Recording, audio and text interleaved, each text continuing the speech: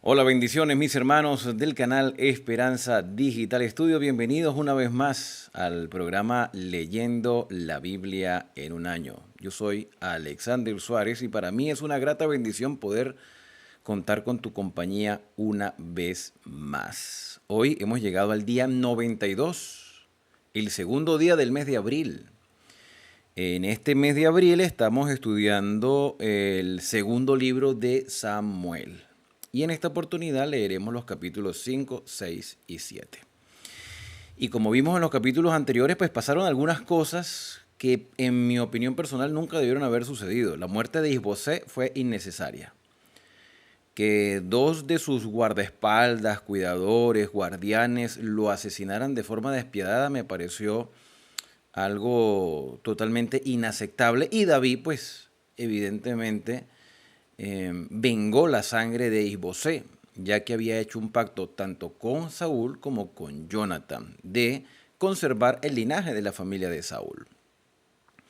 Y en esta oportunidad, según el subtítulo que presentan algunas Biblias, David es proclamado rey en Israel. Ya era rey de Judá, pero no era rey de Israel.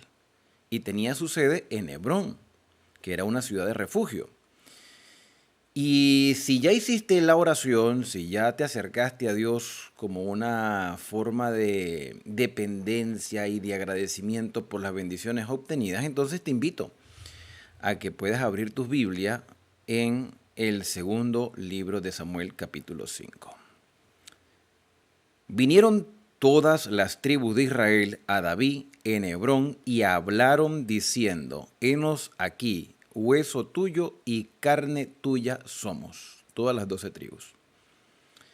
Y aún antes de ahora, cuando Saúl reinaba sobre nosotros, eras tú quien sacabas a Israel a la guerra y lo volvías a traer.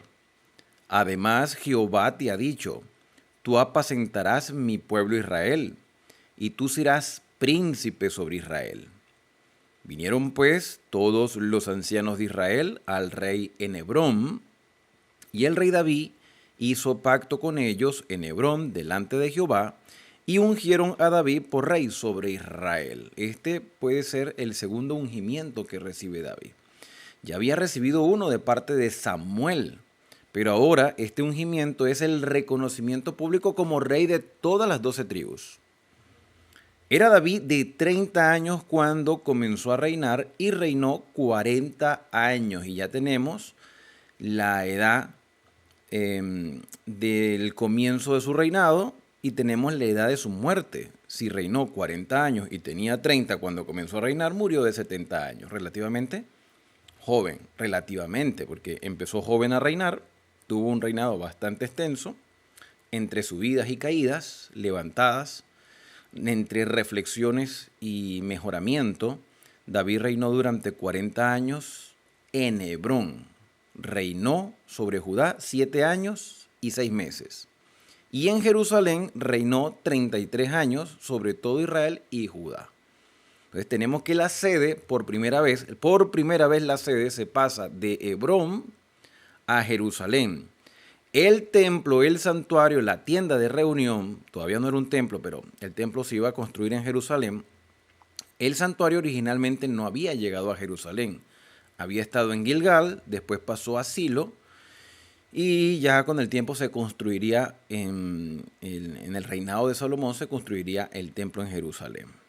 Versículo número 6. Entonces marchó el rey con sus hombres a Jerusalén contra los jebuseos que moraban en aquella tierra, los cuales hablaron a David diciendo: tú no entrarás acá, pues aún los ciegos y los cojos te echarán, queriendo decir que David no puede entrar a ese lugar, o sea, no tenía como el poder, tú eres débil en comparación con nosotros, fue un desafío. Pero David tomó la fortaleza de Sión. La fortaleza de Sión era la capital de Jerusalén, la cual es la ciudad de David. O sea, ese fue el nombre que adoptó. Y dijo David aquel día: todo el que hiera a los jebuseos suba por el canal y hiera a los cojos y ciegos, aborrecidos del alma de David. Por esto se dijo, ciego ni cojo entrará en la casa. Era un refrán. Y David moró en la fortaleza y le puso por nombre la ciudad de David y edificó alrededor desde Silo hacia adentro. Y David iba adelantando y engrandeciéndose, y Jehová, Dios de los ejércitos, estaba con él. Con todos los errores que David cometió, porque los cometió tanto como soldado, como rey, esta última frase, Dios, el Dios de los ejércitos, Jehová, Dios de los ejércitos, estaba con él, es una frase que nosotros debemos acuñar en nuestra vida. Por más errores que hayamos cometido, por más faltas, por más debilidades que tengamos, tenemos que hacer de Dios el centro de nuestros pensamientos y acciones para que Él corrija nuestra vida. Porque si el Señor estaba con David, no era porque David fuera perfecto, era a pesar de sus imperfecciones. Y así Dios también está con nosotros hoy. Versículo número 11. También Hirán, rey de Tiro, envió embajadores a David, y madera de cedro, y carpinteros, y cantores para los muros, es decir, de cantería, los cuales edificaron la casa de David, o sea, el palacio real. El rey de Tiro se congració con David. Están buscando alianzas. Esto de las alianzas era muy común. Y entendió David que Jehová le había confirmado por rey sobre Israel, porque había hecho la paz con el rey de Tiro, y que había engrandecido su reino por amor de su pueblo Israel. Versículo número 13. Y tomó David más concubinas. Ahora yo digo una cosa. Sí, David cometió errores, Dios estaba con él, Dios lo ayudaba a pesar de esos errores. Pero hermano, a veces hay cosas que suceden en nuestra vida que lo que hace falta es una orientación. Tanto profetas como sacerdotes se habían acostumbrado a que la sociedad estaba cundida de poligamia. Era necesario, después de haber mencionado 6 mujeres, que cada una le da un hijo a David, era necesario que David siguiera tomando más concubinas y mujeres. Aquí lo dice. David tomó más concubinas y mujeres de Jerusalén después que vino de Hebrón, y le nacieron más hijos y más hijas. Y es necesario que nosotros reflexionemos un poco sobre esto. Y les explico por qué. Hace un tiempo yo escuché, no sé si será verdad, lo escuché, pero no he corroborado si eso es así. Ustedes me corregirán si estoy equivocado. Yo cuando me equivoco reconozco que me equivoqué y digo, mira, a ver, voy a corregir esto que dije. Porque sé que ustedes me escriben y me hacen llegar sus reflexiones y sus investigaciones, y eso me parece excelente. Me parece excelente. Así que si ustedes me van a corregir con respecto a lo que yo voy a decir, lo voy a recibir con todo gusto. Yo escuché una vez que una iglesia llamada Iglesia de Jesucristo de los Santos de los Últimos Días, popularmente llamado mormones, ellos pueden tener, repito, eso fue lo que escuché, yo no le he preguntado a ningún mormón si eso es así. Yo escuché que ellos pueden tener cuantas mujeres quieran tener siempre y cuando las mantengan a todas y a sus hijos. Y que a pesar de eso, ellos valoran a la familia porque se supone que se responsabilizan. ¿Qué pasa? Supongamos que esto o es verdad o es mentira, no lo sé. Supongamos que esto es verdad. ¿Qué tan correcto es, qué tan sano es tener varias esposas y varios hijos de diferentes mujeres? ¿Qué tan sano es? ¿Qué tan bien se ve aún en nuestra sociedad tan corrompida y degradada? No se ve bien, y mucho menos en Latinoamérica. En Latinoamérica no se ve eso de tener varias mujeres en público y mantenerlas a todas. En público, se hace escondida. Pero esta gente lo hacía en público y parecía algo muy normal. El hecho de que pareciera normal no quiere decir que lo fuese. Hago mención a esto como lo hice en otra oportunidad porque sé que hay personas que porfían con respecto a esto de que se puede. Hermano, no se debe, ni se puede, ni es correcto, ni es sano, ni se ve bien tener varias mujeres. porque nuestra propia naturaleza nos delata que está mal. La misma sociedad, aún no cristiana, lo ve mal. Muchas veces lo que queremos justificar es nuestros gustos, y yo entiendo perfectamente que nuestros gustos son degradados. Pero una cosa es que nuestros gustos sean degradados y otra cosa es que yo quiera justificarlos. Tenemos que ponernos en las manos del Señor para que Él nos corrija. Lo que David hizo no era correcto. Y me llama más la atención porque nosotros pudiéramos justificar, no, es que David tuvo varias esposas porque hacía alianza con otras naciones. Bueno, si esto es verdad, el versículo 13 dice que eran mujeres de Jerusalén. ¿Con quién iba a hacer alianzas? ¿Con los campesinos de Jerusalén? Porque si me dijese que tomó, como Salomón, que tomó esposas de diferentes hijas de reyes de diferentes comarcas, yo digo, oye, quiere hacer alianzas políticas, pero aquí según dice que eran mujeres de Jerusalén. No sé cómo lo dirá en su Biblia, pero la Reina Valera 60 dice que eran mujeres de Jerusalén. Y tuvo hijos y hijas, imagínate la cantidad. Y se mencionan algunos, de los que ya habíamos visto en un capítulo anterior, aquí se mencionan otros. Estos son los nombres de los que nacieron en Jerusalén: Samúa, Sobat, Natán, Salomón. Y la historia de Salomón todavía no la hemos leído, aquí simplemente se menciona. Ibar, Elisúa, Nefet, Jafia, Elisama, Eliada y Elifelec. Todos estos son varones, sin contar las hijas. Recuerda que él tuvo una hija llamada Tamar. Versículo número 17. Oyendo a los filisteos que David había sido ungido por rey sobre Israel, subieron todos los filisteos para buscar a David, y cuando David lo oyó, descendió a la fortaleza. Y vinieron los filisteos y se extendieron por el valle de Refaín. Entonces, y fíjate que a pesar de todos los errores que David tenía, y de ahí es donde yo puedo ver por qué le decían hombre conforme al corazón de Dios, no porque fuera perfecto, sino porque en realidad el conforme al corazón de Dios no era que David fuese un hombre intachable, sino que era un hombre que dependía de Dios a pesar de sus faltas. No buscó otro Dios por ahí, no se apartó del Señor, no se desanimó y dijo, no, yo no quiero saber ya nada de eso, eso es la religión, no, yo no quiero. David fue un hombre que con todas sus debilidades nunca dejó de buscar a Dios. Eso es ser conforme al corazón de Dios, que a pesar de nuestras faltas estemos allí buscando la dirección divina, la corrección. Y David, cuando se le acusó por lo que hizo, y vamos a leer más adelante, David reconoció que realmente había pecado. Lo reconoció públicamente. Versículo número 19 dice: David consultó a Jehová diciendo, iré contra los filisteos, los entregarás en mi mano. Y Jehová respondió a David, ve, porque ciertamente entregaré a los filisteos en tu mano. Voy a repetir lo que dije una vez. David recibía respuesta del Señor, seguramente por parte de un sacerdote, a través del Urim y el Tumim, o a través de un profeta.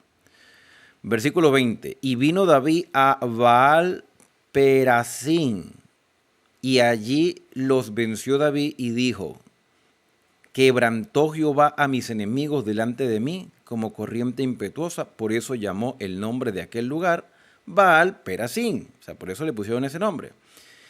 Y dejaron allí sus ídolos, y David y sus hombres los quemaron. Me pareció excelente esta acción de David de quemar los ídolos de la nación derrotada. Y los filisteos volvieron a venir y se extendieron en el valle de Refaín. Y consultando David a Jehová, él le respondió, no subas, sino rodéalos, y vendrás a ellos enfrente de las balsameras. Y cuando oigas ruido como de marchas por las copas de las balsameras, entonces te moverás, porque Jehová saldrá delante de ti a herir el campamento de los filisteos. Y David lo hizo así, como Jehová se lo había mandado, e hirió a los filisteos desde Geba hasta llegar a Geser. Bueno, aquí termina el capítulo número 5, pero seguramente te preguntarás lo mismo que yo me pregunto. ¿Qué son las balsameras? Las copas de las balsameras. Dice, bueno, cuando se muevan las copas de las balsameras. Bueno, en realidad se está refiriendo a la parte alta de un árbol. Árbol posiblemente de bálsamo. Yo no lo sabía, me tocó que investigarlo, me tocó que revisar la información, porque a veces hay expresiones en la Biblia que algunos desconocemos. Entonces Dios le dijo a David, mira, cuando tú escuches el movimiento del árbol de bálsamo, que creo que era bálsamo, cuando se mueve la parte de arriba, que eso hace bulla, las hojas hacen bulla, entonces sabrás que debes moverte, porque el Señor te lo está indicando de esa manera. ¿Vale? Bueno, pasamos ahora al capítulo número 6. David volvió a reunir a todos los escogidos de Israel, 30,000. Y se levantó David y partió de Balá de Judá con todo el pueblo que tenía consigo para hacer pasar de allí el arca de Dios. Hermanos, miren, los primeros capítulos que estudiamos del primer libro de Samuel, yo decía, me parece inaceptable, me parece inadecuado, me pareció irresponsable que el arca haya pasado 20 años fuera del santuario después que fue recuperada. Y leíamos una parte donde Saúl le dice a uno de los sacerdotes, cuyo nombre no recuerdo, pero ahí está escrito el nombre, le dice al sacerdote, le dice, búscate el arca. Quiere decir que el arca ya se sabía dónde estaba. Solo que en ese momento, por la circunstancia, no pudieron buscar el arca. Ahora David, que ya tiene 7 años como rey en Hebrón, 7 años después que es llevado a Jerusalén y es ungido como rey, ahora David se propone a buscar el arca. Mira la cantidad de años que han transcurrido. Los 40 años del reinado de Saúl, más el tiempo anterior durante el liderazgo de Samuel. Bueno, esto es negligencia. Entonces David, una de las primeras cosas que hace cuando ya es rey de todo Israel, en medio de las batallas, por supuesto, es buscar el arca del Señor. Entonces se levantó David y partió con todo el pueblo que tenía consigo para hacer pasar de allí el arca de Dios, sobre la cual era invocado el nombre de Jehová de los ejércitos, que mora entre querubines. Pusieron el arca de Dios sobre un carro nuevo y la llevaron de la casa de Abinadab. Imagínate, que ya se sabía dónde estaba el arca y no fueron capaces de llevarla al templo durante todo ese tiempo. Eso es negligencia. Que estaba en el collado. Y Usa, aquí aparece este personaje Usa, y a Ahío, hijos de Abinadab, que habían tenido el arca durante tanto tiempo, guiaban el carro nuevo. Es evidente que estas personas, y pasa algo muy parecido con lo de la familia de Samuel, que otra vez me han dado comentarios muy interesantes con respecto a la ascendencia de Samuel, que sí era un levita, pero que era de Efraín, o sea, vivían en Efraín y allí fue donde nació Samuel. Samuel era de Efraín, pero su ascendencia era levita. Y corregí cuando dije, mira, me parece extraño que un hombre que no sea de Leví ahora sea sacerdote. Bueno, pero esa es la prerrogativa divina. Pero si registramos crónicas, cosa que todavía no hemos registrado con detalle, yo en realidad, aunque ya leí crónicas, no me acuerdo de todos los detalles, cuando volvamos a leer veremos ese detalle, podemos deducir que Abinadab, que Usa y que Ahiob, hijos de Abinadab, eran levitas y tenían la custodia del arca, pero en su casa. Bueno, ellos guiaban el carro nuevo. Y cuando lo llevaban de la casa de Abinadab, que estaba en el collado con el arca de Dios, Ahiob iba adelante del arca y David y toda la casa de Israel danzaban delante de Jehová con toda clase de instrumentos de madera de haya, con arpas, con salterios, no con salterío, ¿no? O sea, salterio es un instrumento, pandero, flauta y címbalos. Y cuando llegaron a la era de Nacor, Usa, aparentemente levita, Usa extendió su mano al arca de Dios y la sostuvo porque los bueyes tropezaban. Y el furor de Jehová se encendió contra Usa y lo hirió allí Dios por aquella temeridad y cayó allí muerto junto al arca de Dios y se entristeció David por haber herido Jehová a Usa y fue llamado a aquel lugar Pérez Usa hasta hoy. Es decir, Usa se murió ahí. Uno dice, oye, pero qué injusticia. De hecho, hay personas que han tomado la historia de Usa para decir que Dios es inmisericorde, que es despiadado, que mata sin justificación, que oye, el relato da a entender como que Usa estaba preocupado por el arca porque se podía caer. Pero yo te digo algo, hermanos, si el arca es realmente el símbolo de lo que nosotros hemos venido estudiando, que el arca es la representación del trono de Dios, que el arca es la muestra visible de cómo Dios hace la redención y el perdón, porque allí se ve los 10 mandamientos, allí se ven unos ángeles que representan a las huestes angelicales que están al tanto de las decisiones divinas. Si el Señor no permitió que los filisteos humillasen su nombre colocando el arca en el templo del Dios que tenían los filisteos, si con esa arca Dios hirió a los filisteos de tumores, de ratones, y si los mismos filisteos se dieron cuenta que el arca llegó a Israel en 2 vacas, o en 2 vacas, 2 terneras, que aunque estaban amamantando, siguieron el camino por el sendero de Israel abandonando sus terneritos. Y que los filisteos se dieron cuenta que era prácticamente Dios el que dirigía esa arca hasta Israel. ¿Tú crees que Dios iba a hacer que el arca se cayese? ¿Tú crees que Dios iba a permitir que el arca se cayera? Usa lo sabía. Usa, que era hijo de Abinadab, que había tenido el arca en su casa durante muchos años, ellos sabían lo riesgoso que era tocar el arca. Ellos lo sabían. Ellos no eran ignorantes. Si Dios mismo mandó a colocarle varas al arca. Oye, hermano, pero los filisteos abrieron el arca. Los filisteos la agarraron, la tomaron y no les pasó nada. Sí, aparentemente no les pasó nada. Aparentemente, pero ¿y los tumores que les dio a los filisteos? ¿Y los ratones que tenían azotados a los territorios de estas personas? Y no era una sola ciudad, eran varias ciudades. Solo que los filisteos no tenían el respeto que el arca debió haber tenido en el corazón de los israelitas. Y más, si Usa era un sacerdote, mucho más tenía que haber tenido respeto. ¿Por qué lo tocó?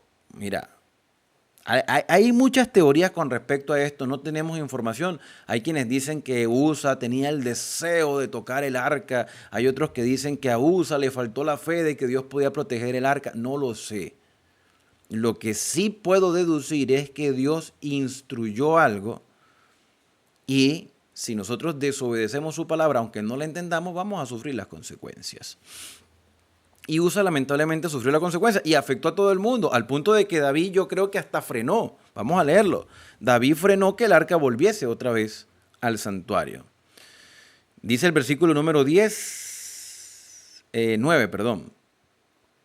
9. Y temiendo David a Jehová, aquel día dijo, ¿cómo ha de venir a mí el arca de Jehová? Bueno, a ti no, David, al santuario. Lo lógico era que fuera al santuario. De modo que David no quiso traer para sí el arca de Jehová a la ciudad de David y la hizo llevar David a la casa de Obed-Edom Geteo. Y aquí un error tras otro error, un error tras otro error. Ahora, ¿por qué sucedió esto? Porque David, por lo que estoy entendiendo en el relato, David pensaba llevársela al palacio. Lo correcto era que se fuera al santuario. El santuario existía, mis hermanos. El santuario existía porque existía la Pascua. Por cierto, el 2 de abril del año 2026, que es donde está saliendo este video al aire, aquí en la plataforma, es jueves de Pascua. O sea que este video está saliendo justamente cuando se está celebrando en el mundo, popularmente la Semana Santa, pero en realidad es la Pascua o la Peshá. Es la primera fiesta del judaísmo, que tuvo su cumplimiento con el sacrificio de Cristo. Hermanos, hago la referencia a esto por la época en que está saliendo este video y por el hecho de que el santuario existía y los sacrificios de Pascua se hacían. ¿Por qué no llevar al arca? Eso es lo que yo no entiendo, hermanos. Si ustedes lo entienden, por favor, escríbanmelo en los comentarios. ¿Por qué no llevar el arca al santuario donde pertenecía? ¿Por qué? La tuvieron que meter en la casa de otra persona. No sé, ¿habían perdido los sacerdotes la credibilidad? Quizá, no lo sé.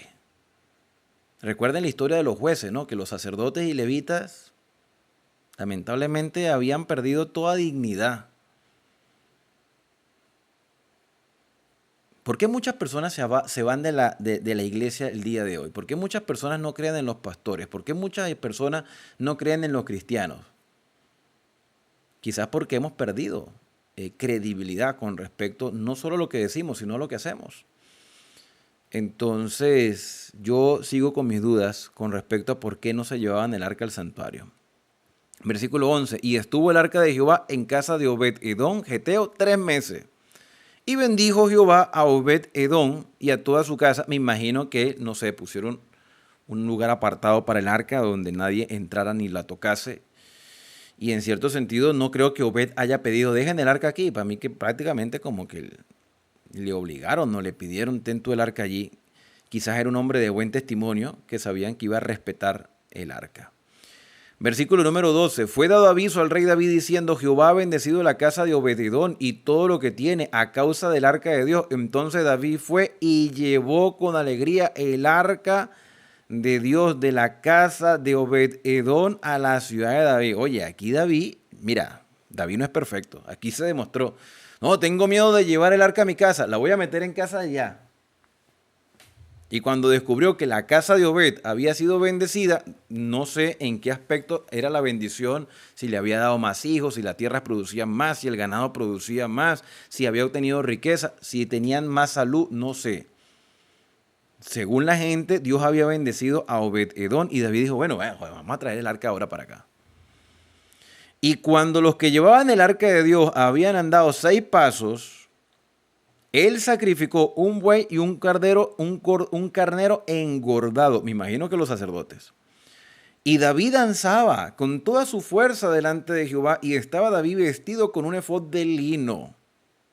Bueno, una vestidura semejante a los sacerdotes. David era judío, no era levita. Ahora falta que me digan que David, no, bueno, ¿era descendiente de los levitas? No, no lo era. No lo era descendiente de Judá. Pero tenía un efod de lino. Una vestimenta que el efod, por cierto, que era azul. Hoy estoy vestido de azul. Así David y toda la casa de Israel conducían el arca de Jehová con júbilo y sonido de chofar, de trompeta. Cuando el arca de Jehová llegó a la ciudad de David, aconteció que Mical, la hija de Saúl, miró desde una ventana y vio al rey David que saltaba y danzaba delante de Jehová y le menospreció en su corazón. Esta es una princesa. Mira, la historia de Mical, que ya la hemos venido estudiando, la historia de Mical es un poco accidentada, porque Mical prácticamente se casa por compromiso con David, porque Saúl se la dio por esposa. Mical ayuda a David a escapar y Mical le miente a Saúl diciendo que David le había amenazado de muerte.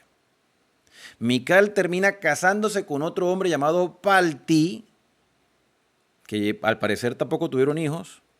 No sé cuánto tiempo duraron juntos, unos cuantos años. Y Mical era la princesa. ¿Por qué Mical no se fue con David cuando David huyó? Porque tiene que quedarse en el reino, ahí en el trono, no sé, en el palacio real, en la habitación real, en las cámaras principescas. ¿Por qué Mical no se fue con David? David llegó a tener 2 esposas mientras huía de Saúl, Abinoam y Abigail. Y ellas andaban con él para arriba y para abajo. ¿Por qué Mical no lo hizo? Ahora que Mical es rey, que David es rey, ahora Mical vuelve otra vez al palacio real. Se le olvidó el esposo, se le olvidó Palti. Le importó poco que Palti estuviese llorando por ella. Y como es princesa, ahora reina, ella mira a David por la ventana y lo menosprecia. Porque David no era ese rey políticamente correcto, ejecutivo, ¿no? Él está ahí entre el pueblo bailándole al Señor. Sí, danzando sería la palabra más correcta. Por cierto que me han preguntado mucho con respecto a si la danza y el baile es lo mismo. No es lo mismo. No es lo mismo. La danza es exclusiva para Dios y no está asociada con ninguno de los ritmos de la actualidad, por cierto. La danza es instrumental, o sea, se deben tocar instrumentos, no pistas, aunque hay gente que les gusta la pista. Y el baile genera más placer del gusto personal. La música en Israel estaba al 100% relacionada con la adoración a Dios. Las músicas de hoy, como salsa, merengue, vallenato, bachata, reggaetón y llámense como se llámense los géneros, son simplemente expresiones de placer, músicas para el placer, que tienen su momento, tienen su lugar y que tienen su propio propósito. Si ustedes quisieran conocer un poco más cómo es la verdadera danza, pues vean a hebreos cantar para ver cómo es que ellos lo hacen. Pero no comparemos. Hoy en día se hacen en algunas congregaciones, se hacen supuestas danzas. Eso no son danzas. Eso son ahí una escenografía de algo, pero eso no es danza. La verdadera danza es mucho más profunda de lo que nosotros nos los imaginamos. Creo que deberíamos profundizar sobre eso. Bueno, David está danzando con los instrumentos de la época.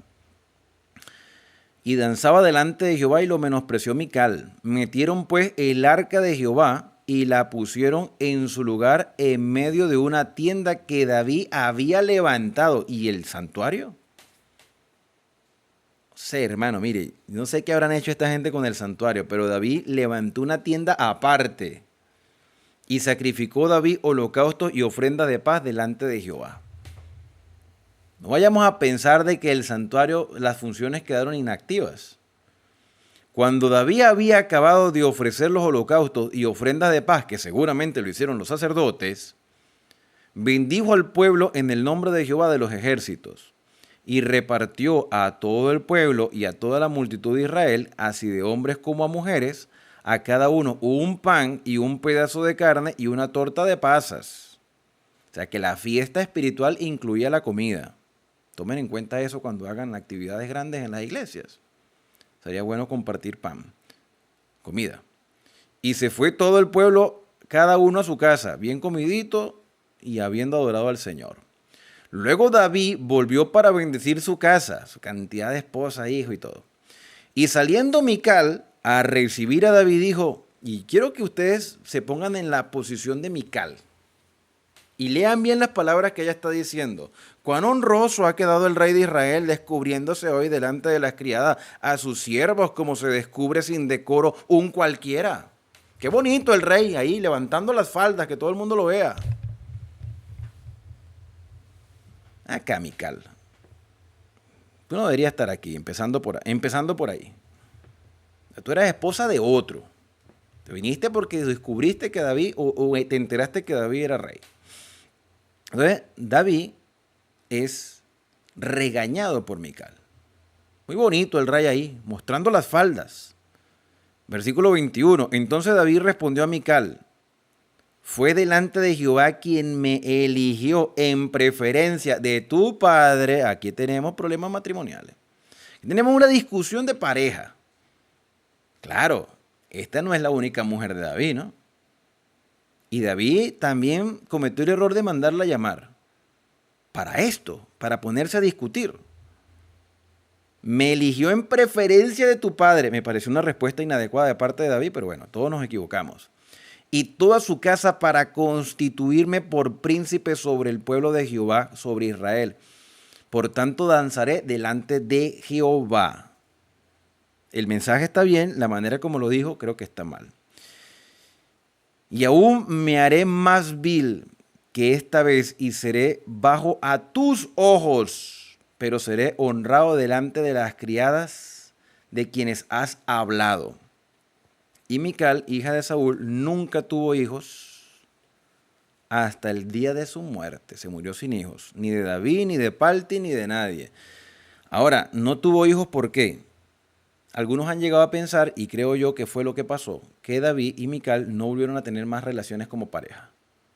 Él la sostenía, la cuidaba, le daba su alimento, le daba su vestimenta. Ella seguía siendo una princesa o reina dentro de la estructura del gobierno de Israel, pero ya no era la mujer de David.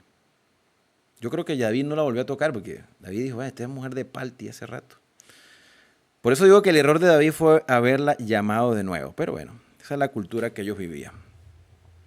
Versículo número 1 del capítulo 7. Aconteció que cuando ya el rey habitaba en su casa, después que Jehová le había dado reposo de todos sus enemigos en derredor, dijo el rey al profeta Natán, mira ahora, yo habito en casa de cedro, en el palacio, y el arca de Dios está entre cortinas. Yo me pregunto, ¿el arca ya estará en el santuario o el arca sigue en la tienda que David preparó?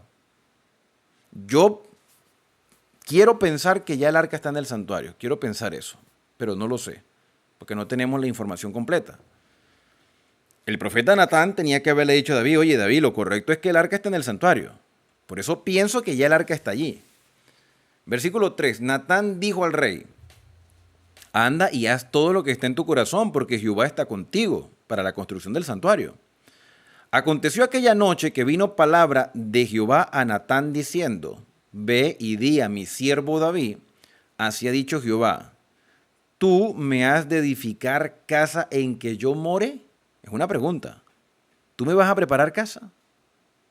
Ciertamente, y esto es importante que lo subrayemos, hermanos, ciertamente no he habitado en casas desde el día en que saqué a los hijos de Israel de Egipto hasta hoy, sino que he andado en tienda y en tabernáculo. Esta es la confirmación, o esto es lo que a mí me hace pensar que el arca está en el santuario.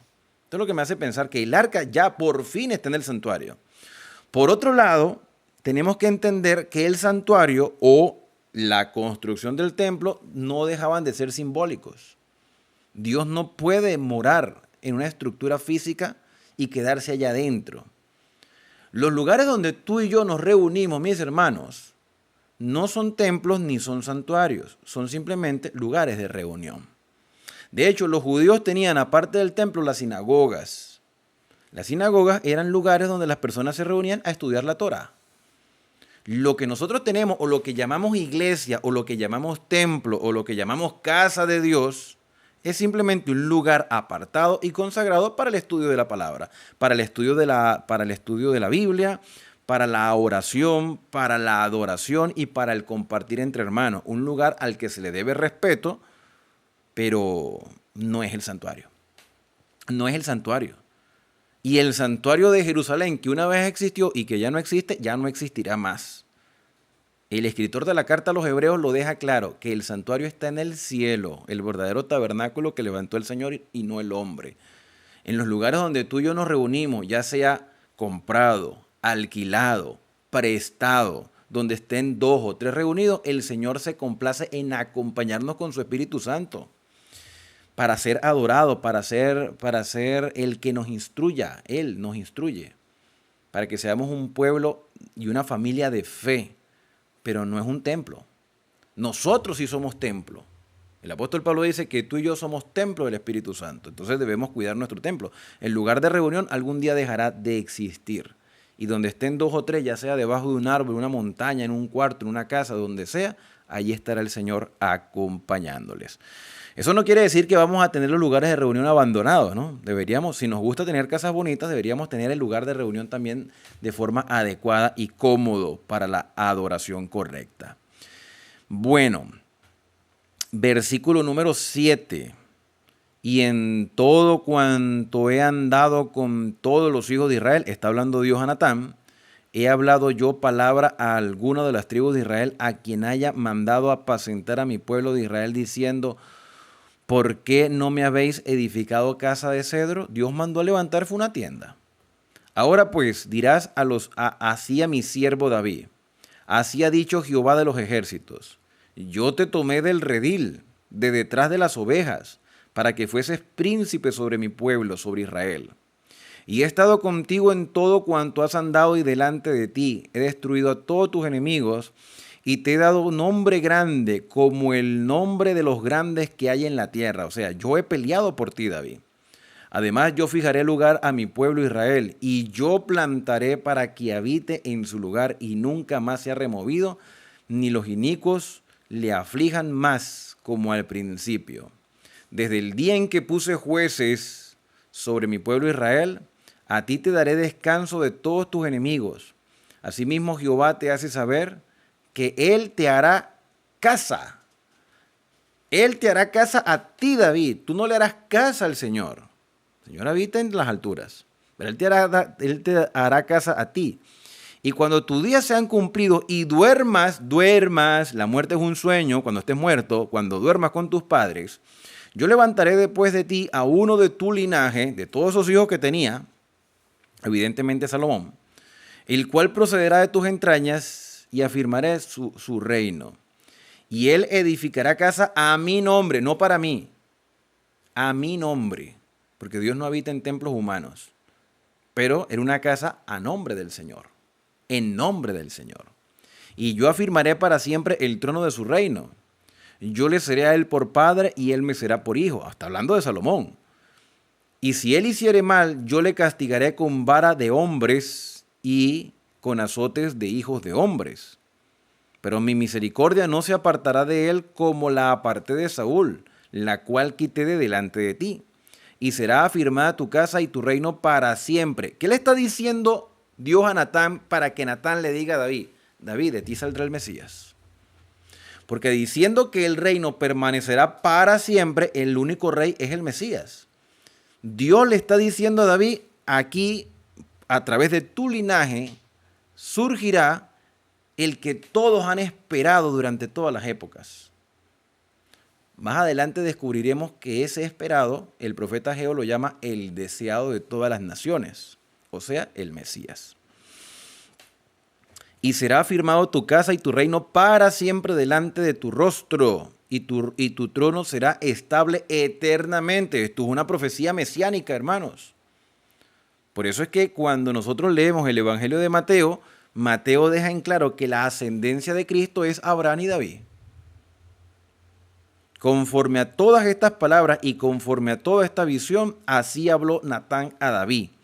Y entró el rey y se puso delante de Jehová y dijo, Señor Jehová, ¿quién soy yo y quién es mi casa para que tú me hayas traído hasta aquí? David reconoció y agradeció que Dios lo escogiese a él y a su descendencia para que a través de él naciese el Mesías. Y aún te ha parecido poco esto, Señor Jehová, pues también has hablado de la casa de tu siervo en lo porvenir. ¿Es así como procede el hombre, Señor Jehová? ¿Y qué más puede añadir David hablando contigo? Pues tú conoces a tu siervo, Señor Jehová. Todas estas grandezas has hecho por tu palabra y conforme a tu corazón, haciéndolas saber a tu siervo. Por tanto, tú le has engrandecido, Jehová Dios, por cuanto no hay como tú, ni hay Dios fuera de ti, conforme a todo lo que hemos oído con nuestros oídos.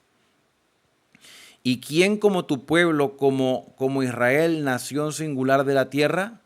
Porque fue Dios para rescatarlo por pueblo suyo y para ponerle nombre y para hacer grandeza a su favor y obras terribles a su tierra, por amor de su pueblo que rescataste para ti de Egipto, de las naciones y de sus dioses. Cuando estemos estudiando el libro de los Salmos, nos daremos cuenta cómo David expresa salmos mesiánicos. Salmos mesiánicos, o sea, que hacen la descripción del Mesías. David aceptó que a través de su linaje vendría el Mesías. O sea, reconoció que eso venía de parte del Señor. Y ese mensaje se iba a difundir a todo el pueblo de Israel. El Mesías vendrá de la tribu de Judá, porque David era judío. Y por esto estas palabras de agradecimiento al Señor. Versículo 24, porque tú estableciste a tu pueblo Israel por pueblo tuyo para siempre, y tú, oh Jehová, fuiste a ellos por Dios.